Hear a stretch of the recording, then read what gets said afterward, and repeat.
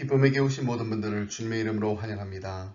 이 시간 우리 조용히 기도하시면서 하나님 앞으로 나아가겠습니다. 여호와를 경외하는 자들아, 너희는 여호와를 의지하여라. 그는 너희의 도움이시오 너희의 방패시로다. 여호와께서 우리를 생각하사 복을 주시되 이스라엘 집에도 복을 주시고 아론의 집에도 복을 주시며 높은 사람이나 낮은 사람을 막론하고 여호와를 경외하는 자들에게 복을 주시리로다. 거룩하신 하나님, 주님의 자녀들이 성전에 모여 찬미와 감사로 예배를 드리나이다. 저희들의 심령을 성령으로 충만하게 하사 영과 진리로 예배하게 하여 주옵소서. 자비의 주님, 사랑의 손길로 지치고 고단한 저희들의 심령을 어루만져 주시고 오늘도 생수와 같은 은혜로운 말씀으로 낙심한 주님의 백성들을 굳건하게 세워 주옵소서. 보혜사 성령님, 저희들을 고아처럼 홀로 두지 마시고 약속하신 대로 신령한 은사를 내려주셔서 세상에서 받을 수 없는 참된 평안과 안식을 누리게 하여 주옵소서. 예수님의 이름으로 기도드립니다. 아멘.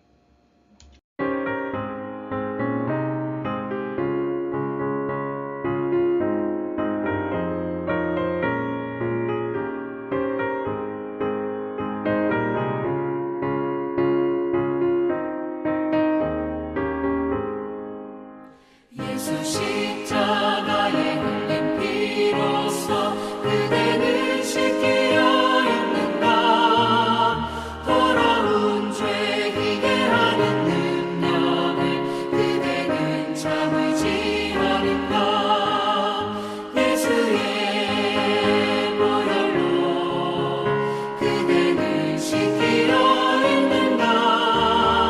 마음속에 여러 가지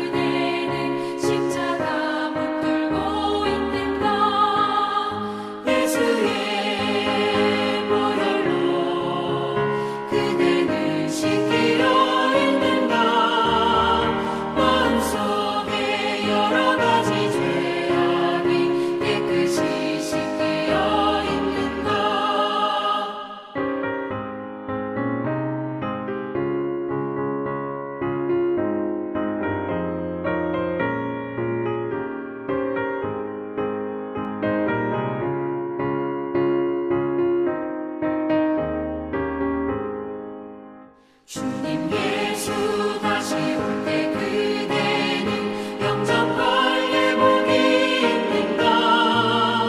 그대 몸은 거룩한 곳 천국에 들어갈 준비가 됐는가. 예수의 보혈로 그대는 씻기려 있는가. 마음속에 여러 가지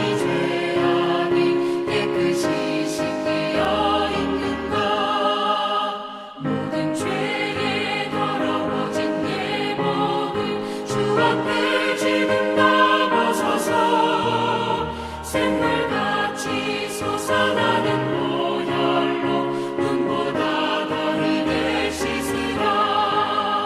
예수의 보혈로 그대는 씻기려 있는가.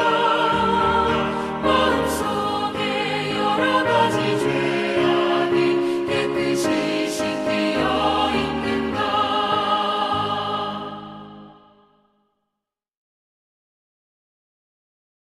오늘 함께 나눈 말씀은 역대하 1장 1절로 6절 말씀입니다. 다윗의 아들 솔로몬의 왕위가 견고하여 가며 그의 하나님 여호와께서 그와 함께 하사 심히 창대하게 하시니라. 솔로몬이 온 이스라엘의 천부장들과 백부장들과 재판관들과 온 이스라엘의 방백들과 족장들에게 명령하여 솔로몬이 온 회중과 함께 기브온 산당으로 갔으니 하나님의 회막 곧 여호와의 종 모세가 광야에서 지은 것이 거기에 있음이라. 다윗이 전에 예루살렘에서 하나님의 궤를 위하여 장막을 쳐두었으므로 그 궤는 다윗이 이미 기라여아림에서부터 그것을 위하여 준비한 곳으로 메어 올렸고, 옛적에 훌의 손자 우리의 아들 브살렐이 지은 놋제단은 여호와의 장막 앞에 있더라. 솔로몬이 회중과 더불어 나아가서 여호와 앞 곧 회막 앞에 있는 놋제단에 솔로몬이 이르러 그 위에 전마리 희생으로 번제를 드렸더라. 레위기 1장 1절로 13절 말씀도 함께 보겠습니다. 여호와께서 회막에서 모세를 부르시고 그에게 말씀하여 이르시되 이스라엘 자손에게 말하여 이르라. 너희 중에 누구든지 여호와께 예물을 드리려거든 가축 중에서 소나 양으로 예물을 드릴지니라. 그 예물이 소의 번제이면 흠없는 수컷으로 회막문에서 여호와 앞에 기쁘게 받으시도록 드릴지니라. 그는 번제물의 머리에 안수할지니 그를 위하여 기쁘게 받으심이 되어 그를 위하여 속죄가 될 것이라. 그는 여호와 앞에서 그 수송아지를 잡을 것이요 아론의 자손 제사장들은 그 피를 가져다가 회막문 앞 제반 사방에 뿌릴 것이며 그는 또 그 번제물의 가죽을 벗기고 각을 뜰 것이요 제사장 아론의 자손들은 제단 위에 불을 붙이고 불 위에 나무를 버려놓고 아론의 자손 제사장들은 그 뜬 각과 머리와 기름을 제단 위에 불 위에 있는 나무에 벌려 놓을 것이며 그 내장과 정강이를 물로 씻을 것이요 제사장은 그 전부를 제단 위에서 불살라 번제를 드릴지니 이는 화제라 여호와께 향기로운 냄새니라. 만일 그 예물이 가축대의 양이나 염소의 번제이면 흠없는 수컷으로 드릴지니 그가 제단 북쪽 여호와 앞에서 그것을 잡을 것이요 아론의 자손 제사장들은 그것의 피를 제단 사방에 뿌릴 것이며 그는 그것의 각을 뜨고 그것의 머리와 그것의 기름을 베어낼 것이요 제사장은 그것을 다 제단 위에 불 위에 있는 나무 위에 벌려 놓을 것이며 그 내장과 그 정강이를 물로 씻을 것이요 제사장은 그 전부를 가져다가 제단 위에서 불살라 번제를 드릴지니 이는 화제라 여호와께 향기로운 냄새니라. 아멘. 11월을 맞아 역대하 말씀을 함께 묵상하고 있습니다. 작년 5월에 역대상 말씀을 나눴는데요. 역대기를 어떻게 읽을 것인가를 먼저 함께 살펴본 뒤에 하나님이 기뻐하시는 향기로운 예배란 주제로 말씀을 나누도록 하겠습니다. 사무엘서와 열왕기처럼 역대기도 원래는 한 권이었다가 나중에 지금과 같이 역대상, 역대하로 나뉘었습니다. 역대기는 열왕기와 똑같은 시대를 다루는데 그래서 이 귀한 책을 소홀히 여기는 경우가 많습니다. 히브리어 성경에서는 역대기를 그 시대의 사건들이라고 부르기 때문에 한글 성경에서는 역대기로, 영어 성경에서는 Chronicles이라고 모두 히브리어 성경의 제목을 따르고 있습니다. 그런데 주전 3세기부터 시작된 히브리어 성경을 헬라어로 번역한 70인역 The Septuagint라는 헬라어 성경을 보면 역대기의 제목을 생략된 것들이라고 부릅니다. 70인역은 역대기가 사무엘서와 열왕기에서 부족한 부분을 보충하는 책이라고 여겼기 때문입니다. 하지만 이 제목이 적합하지 않다라는 성경학자들의 주장이 있습니다. 역대기는 자신만의 신학과 주제 자료들을 갖고 있는 독립적인 역사서이기 때문입니다. 열왕기가 바벨론 포로기에 하나님의 백성들에게 어떻게 그들이 하나님의 심판을 맞게 되었는지를 이야기했다면, 역대기는 바벨론 포로 생활에서 돌아온 백성들에게 전해진 말씀입니다. 역대기는 모든 사람의 마음속에 자리 잡고 있었던 다음과 같은 질문들에 답하려고 기록되어 있습니다. 하나님은 우리를 완전히 버리셨는가? 하나님과 함께하는 미래는 가능할까? 그렇다면 하나님이 여전히 우리를 돌보신다고 어떻게 확신할 수 있을까? 이러한 질문들에 대해서 역대기는 이들의 족보를 소개하면서 대답하기 시작합니다. 역대상은 아담에서부터 시작하여 8장까지 이어진 족보를 통해 하나님이 택하신 백성을 어떻게 열방의 축복의 통로가 되게 하셨는지를 바벨론의 포로로 붙잡혔다가 돌아온 백성들에게 다시 한번 상기시킵니다. 역대하 후반부는 특별한 예외를 제외하고는 여호와 보시기에 악을 행한 유다 말년 왕들의 통치와 그로 인한 예루살렘의 멸망을 묘사하지만, 바사왕 고레스가 조서를 내려 백성들이 약속의 땅으로 돌아가도록 허락하는 내용으로 끝맺습니다. 이스라엘은 하나님의 신실하심으로 목숨을 부지할 수 있었던 것입니다. 하지만 미래에 복을 주시겠다는 하나님의 번복할 수 없는 약속의 근거로는 하나님의 명령을 따르고 선지자를 통해 전해진 하나님의 말씀에 귀를 기울였던 왕들의 신실함도 한몫을 했습니다. 역대기는 이스라엘이 하나님을 계속해서 신뢰할 수 있었던 이유로 이 왕들의 업적을 강조하고 있습니다. 그래서 역대기를 보면 절반 가까이를 다윗과 솔로몬의 통치기에 할애하고 있습니다. 역대상이 29장까지 있는데 마지막 20장을 다윗 왕의 이야기로, 그리고 역대하의 처음 9장을 솔로몬의 이야기를 담고 있는 것입니다.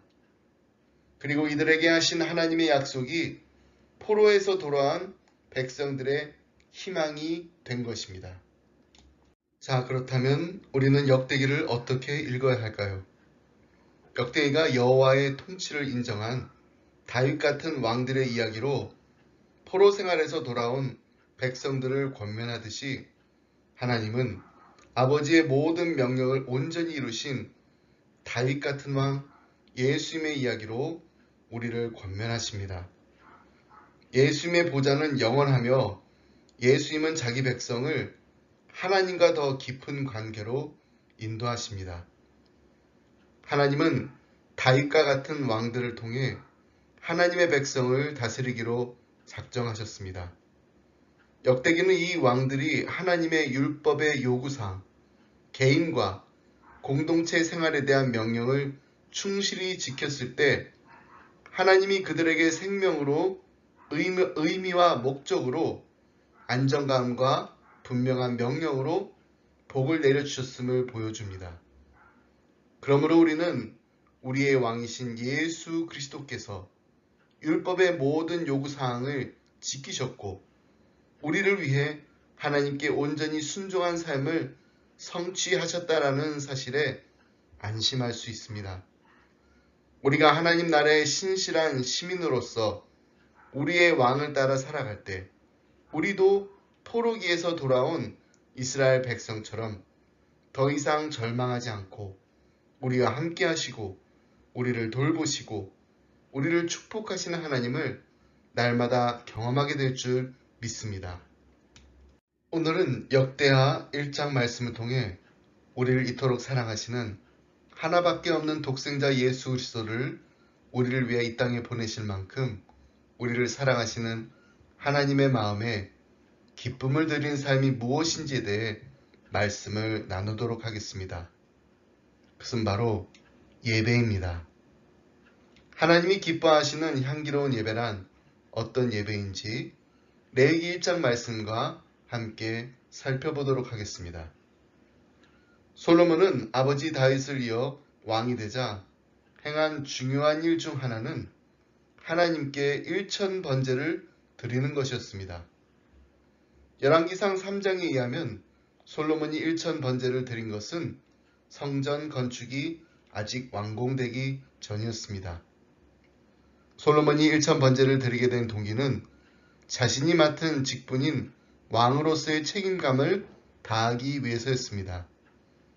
그는 백성들에 대한 통치를 시작하기 전에 하나님과 바른 관계부터 세우길 원했습니다.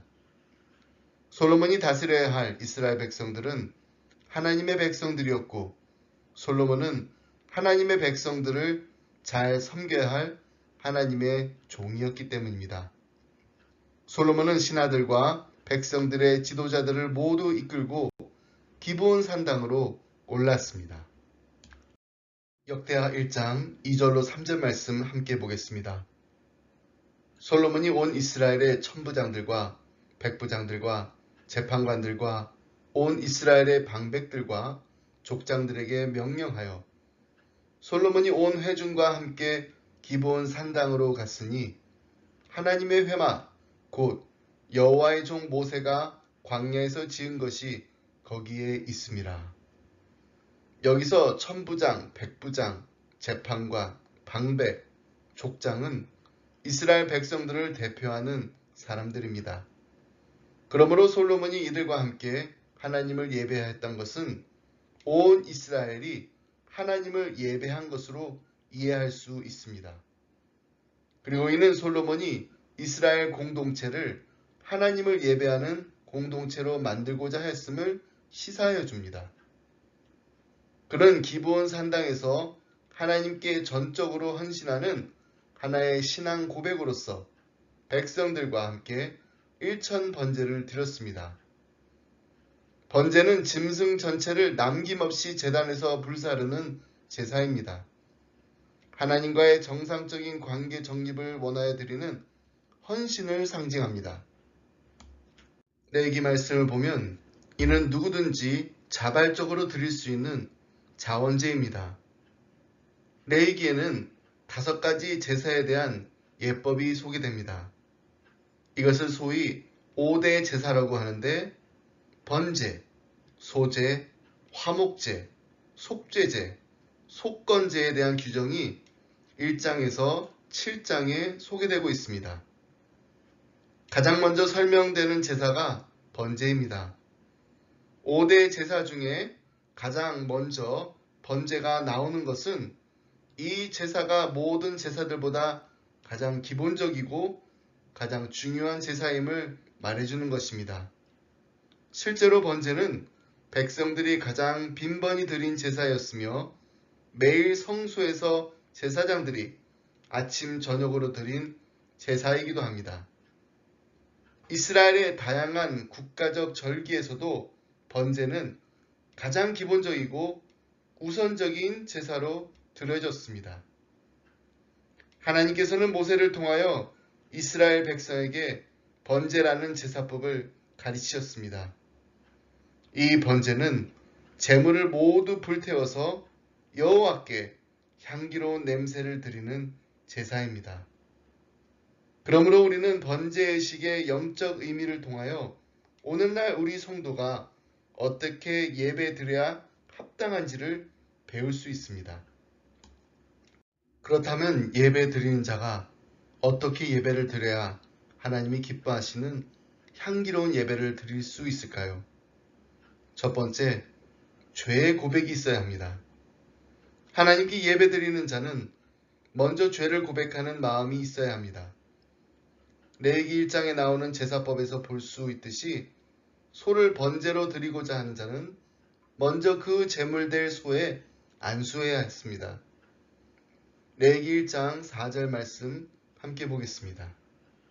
그는 번제물의 머리에 안수할지니 그를 위하여 기쁘게 받으심이 되어 그를 위하여 속죄가 될 것이라.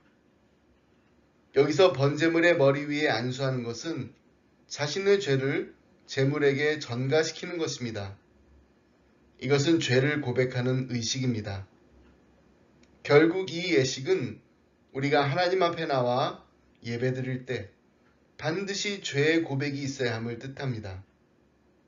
오늘날 많은 사람들이 스스로 의인이라 생각합니다. 그래서 눈물이 없는 기도, 참회의 마음을 잃어버린 찬송, 그리고 복으로만 잘 화장된 설교를 선호합니다. 이들에게는 죄의 고백이 없습니다. 과연 이런 사람들의 예배를 하나님께서 기쁘게 받으실까요? 욥이 하나님 앞에서 경배할 때 어떻게 했나요? 욥기 1장 20절 말씀을 보면 겉옷을 찢고 머리털을 밀고 땅에 엎드려 경배했다고 합니다. 그는 자신이 하나님 앞에서 자신이 부정한 죄인임을 철저히 깨닫고 고백하였습니다. 이것이 바로 하나님 앞에서 예배드리는 우리들의 모습이어야 합니다. 이런 면에서 솔로몬이 드린 일천 번제는 제물의 피 흘림이 그 중심에 자리하고 있습니다. 제물의 피, 곧 예수 그리스도의 피 흘림을 상징하는 것입니다.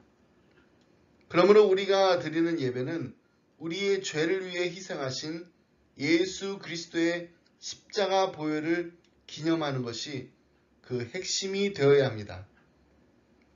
그리고 날마다 예수님의 십자가 밑에 나와 주님만을 바라보며 구원의 은총 속에서 우리 자신을 발견해야 합니다.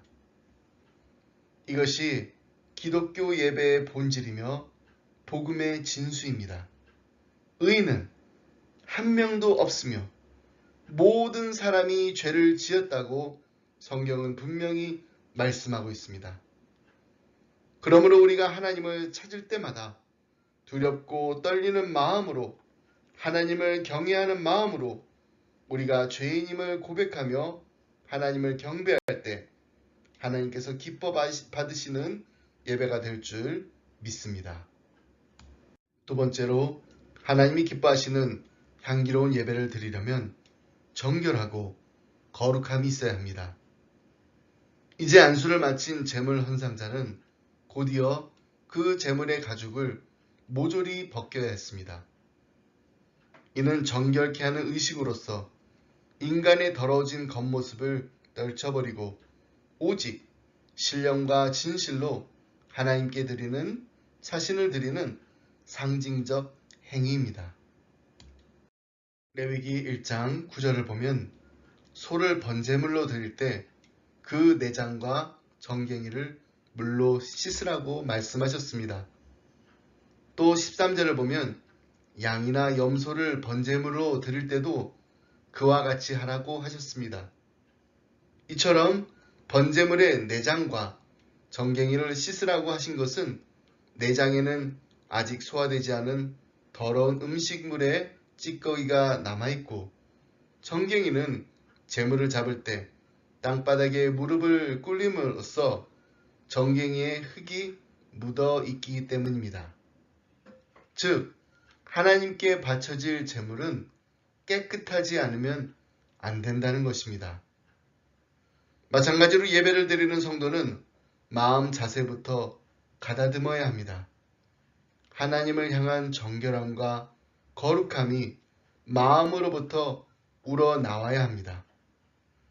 만약 예배 드리는 자의 태도에 세상에 있을 때의 습관과 생각이 그대로 묻어 있다면, 다시 말해 부정한 생각, 세상의 잡다한 계획, 예배 전후에 있을 일 등에 대한 생각으로 가득 차 있다면 그것은 참된 예배가 아닙니다. 그러므로 우리는 하나님께 예물과 헌신을 드리기 전에 먼저 우리의 마음속에 하나님이 기뻐하시지 않는 죄악이 남아있지는 않는가를 살펴야 합니다. 그리고 여전히 죄악 중에 살고 있다면 철저히 회개하고 죄로부터 떠나야 합니다. 우리의 마음속에 있는 아주 작은 죄 하나까지라도 매일의 삶 속에서 아무렇지도 않게 지나치는 작은 죄라고 할지라도 결코 그냥 지나쳐서는 안 됩니다. 우리의 모든 죄를 하나님 앞에서 회개하고 깨끗함을 받아야 합니다. 사도행전 3장 19절에 보면 그러므로 너희가 회개하고 돌이켜 너희 죄 없이 함을 받으라. 이같이 하면 새롭게 되는 날이 주 앞으로부터 이를 것이오 라고 했습니다. 이 말씀은 곧 죄사함의 전제 조건은 회개라는 것입니다. 또 요한 1서 1장 9절을 보면 만일 우리가 우리 죄를 자백하면 그는 밉보시고 의로우사 우리 죄를 사하시며 우리를 모든 불의에서 깨끗하게 하실 것이요라고 했습니다. 여기서도 강조되는 것은 우리 죄를 자백하면입니다. 그렇습니다.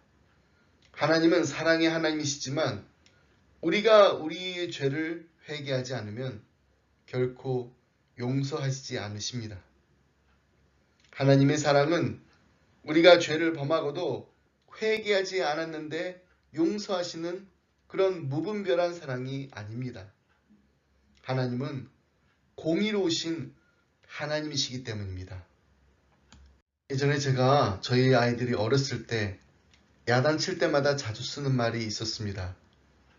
지금은 티네이저들이라 제 목소리 톤이 조금만 높아져도 그렇게 할 거면 차라리 말하지 말라는 아이들에게 예전에는 이렇게 말할 수가 있었습니다. What's the consequences for not listening to 아빠? Breaking the promise with 아빠. 아빠하고 한 약속 지키지 않고 듣지 않은 것에 대한 consequence, 그에 따르는 결과가 뭐냐라고 아이들에게 물었습니다. 한 번은 수요 예배를 마치고 집에 와 보니까 아이들이 아빠하고 한 약속을 지키지 않고 계속해서 게임을 하고 있어서 야단을 맞았습니다. 분명히 아빠가 7시부터 9시까지만 게임을 하고 아빠 오기 전에는 미리 끄고 있어야 한다고 했는데 아이들이 그게 그렇게 쉽게 되나요? 그래도 아빠가 아이들 저녁 먹는 거 보고 6시쯤 좀 넘어서 집에서 나왔는데 1시간은 잘 참고 아빠하고 한 약속을 지켰습니다.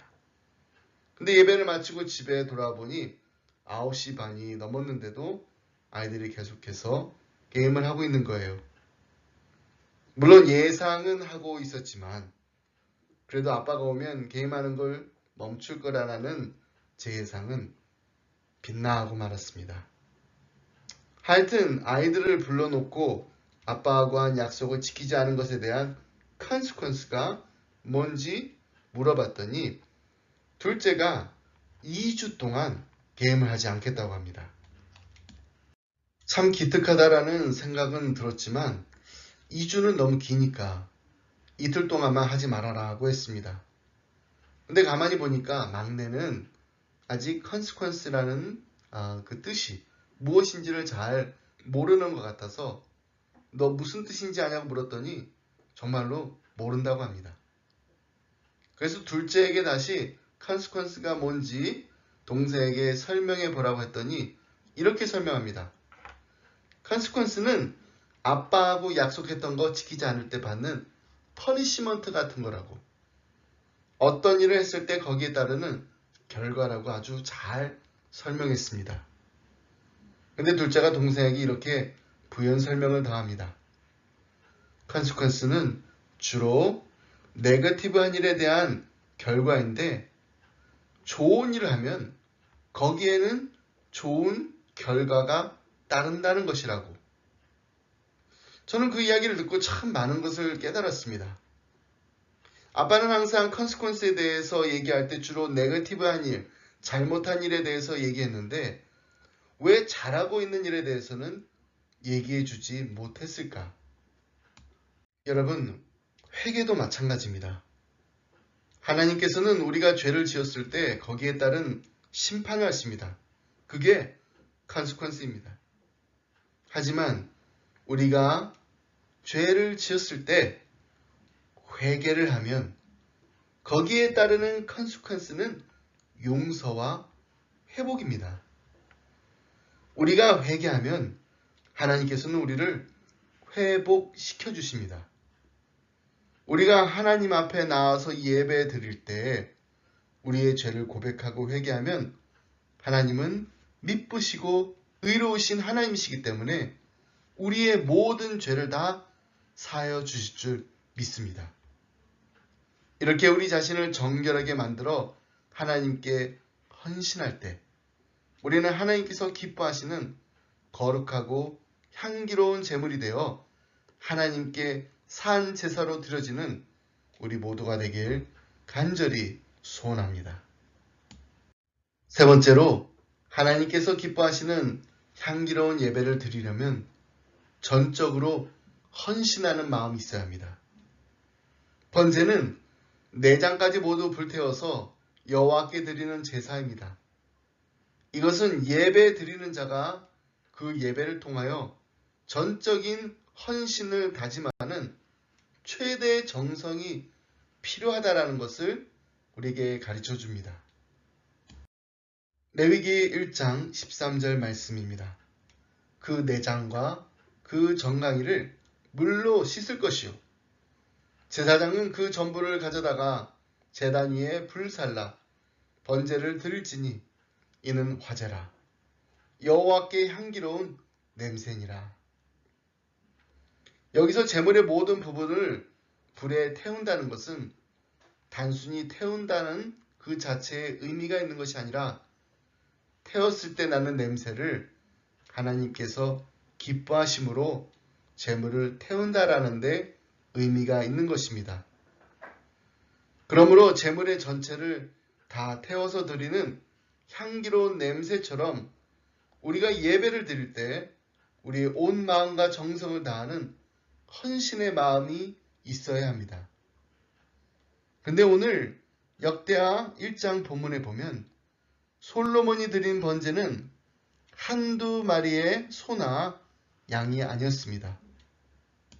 솔로몬이 드린 1천 번제가 1000마리의 짐승을 날마다 1000일 동안 번제로 드린 것이었는지 아니면 한꺼번에 1000마리의 짐승을 번제로 드린 것이었는지에 대해서 학자들 간에는 서로 엇갈리는 견해가 있습니다.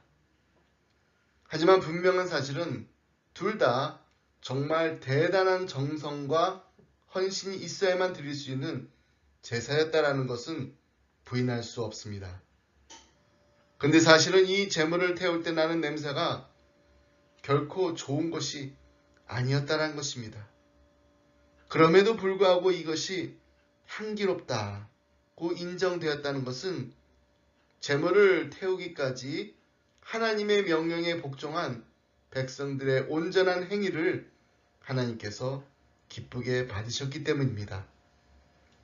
이처럼 헌신을 상징하는 번제에서 그 제물을 하나도 남김없이 다 불태워 드려야 했다라는 것은 하나님의 소유로 바쳐진 하나님의 백성은 반드시 하나님께 전적으로 헌신되어야 한다는 것을 상징적으로 나타내 주는 것입니다. 하나님의 백성에게는 결코 하나님께 드려지지 않은 다른 부분이 있어서는 안 됩니다. 우리가 예배당에 나와서 예배를 드릴 때뿐만 아니라 우리의 삶 전체가 하나님께 드려지는 예배라는 사실을 잊지 말고 기억해야 합니다. 만약 하나님의 백성에게 있어서 하나님께 드려지지 않은 부분이 있다면 그것은 전적인 헌신이라고 할 수 없습니다. 사도행전에 나오는 아나니아와 삽비라를 보세요. 그들은 자신들의 소유를 팔아 하나님께 바칠 것을 결심할 만큼 헌신된 사람들이었습니다. 그러나 그 소유를 하나님께 전부 바칠 수 있을 만큼 전적으로 헌신된 사람들은 아니었습니다. 그래서 그들은 재산은 팔았으되 그것을 다 하나님께 드리지 아니하고 일부를 남겨놓았습니다. 결국 그들은 재산을 팔아 하나님께 바쳤음에도 불구하고 헌신으로 인정받을 수 없었으며 오히려 하나님의 징계를 받고야 말았습니다. 여러분, 우리가 헌신을 하려면 제대로 헌신해야 합니다. 우리의 삶의 일부분을 적당선에서 드리는 것이 아니라 온전히 헌신된 자가 되어야 합니다. 결코 하나님께 드리지 않은 일부를 남겨놓아서는 안 됩니다. 빌리그램 목사님께서 살아계실 때 이런 말씀을 하신 적이 있습니다. 현재 교회에 등록한 교인들 가운데 절반이 넘는 사람들은 그리스도께 헌신하겠다고 결단한 적이 한 번도 없으며 정당한 의미에서 그리스도인이라고 불릴 수 없다. 여러분, 과연 우리가 하나님을 향한 사랑과 열정이 없이 그리스도를 위해 헌신할 수 있을까요?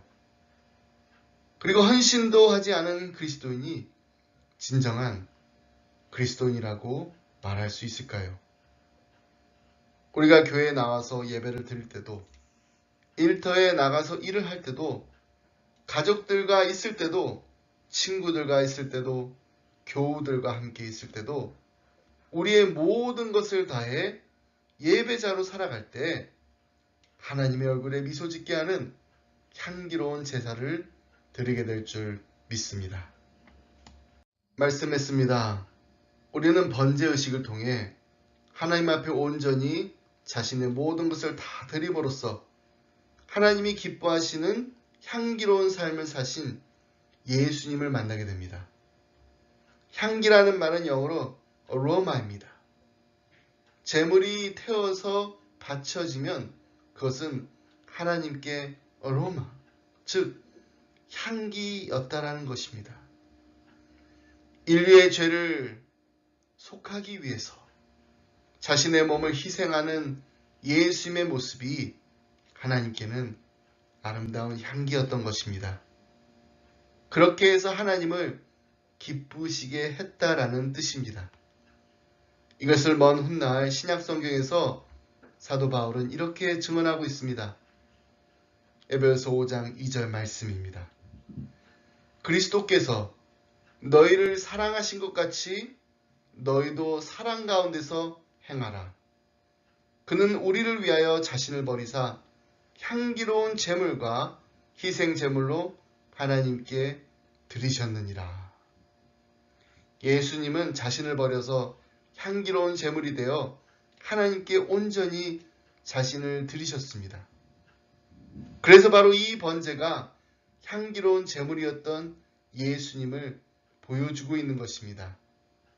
이것이 바로 하나님이 기뻐하시는 온전한 드림, 온전한 헌신입니다. 예수님은 하나님을 기쁘시게 하고 인류의 죄를 대속하기 위해서 스스로 자원하셨습니다. 자신의 인생의 절정에서 가장 순수하고 거룩하며 아름다운 자신의 몸을 들이신 예수님의 모습을 닮아가는 아름다운 향기가 흘러넘치는 기쁨의 가정, 그리고 기쁨의 교회가 되길 주님의 이름으로 축복합니다.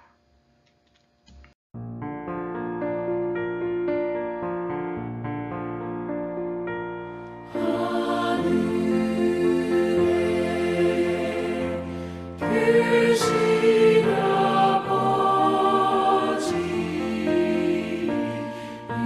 이름 거룩하사 주님 나라